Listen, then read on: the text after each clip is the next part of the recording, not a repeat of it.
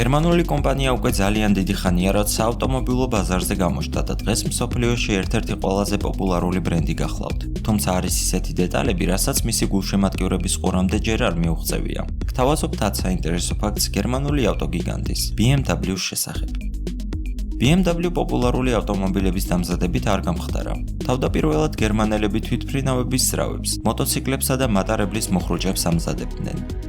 მეორე მსოფლიო ომის დროს კომპანია წარმოების გაგრძელებას 30,000 ადამიანით ახერხებდა. i23 სერიის ყველაზე პოპულარული ავტომობილი 745i, რომელსაც 286 ცხენის ძალა და 3.4-იანი ტურბინიანი ძრავი ჰქონდა, მხოლოდ ბრიტანელებისთვის იყო მიუწვდომელი. ორიგინალი M3 i30 სპეციალურად GRBA-ის შეჯიბრებისთვის შეიქმნა, თუმცა მის წინამორბედს, რომელიც ქალაქისთვის იყო განკუთვნილი, 195 ცხენის ძალა ჰქონდა. შეჯიბრებისთვის გამზადებული მოდელი კი 2.5 ლიტრიანი 240 ცხენის ძალის მქონე მძლავრი აგრეგატით წარსდგა მომხმარებლის წინაშე. პირველი ავტომობილი, რომელიც M პაკეტით აღიჭურვა, გახლდა 1978 წელს გამოშვებული M1, რომელსაც 3.5 ლიტრიანი 24 V-ტიპის ძრავი და 280 ცხენის ძალა ჰქონდა.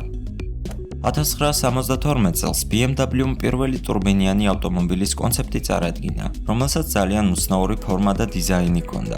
280 ცხენის ძალიანი ავტომობილი, რომელიც მხოლოდ 2 ეგზემპლარად იქნა გამოშვებული.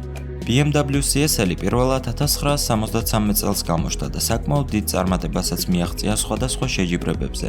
ორიგინალური სპორტული დიზაინის გამო ამ ავტომობილს Batmobile უწოდეს. დროთა განმავლობაში ამ მოდელის ძრავის სიმძლავრე 750 ცხენამდე გაიზარდა.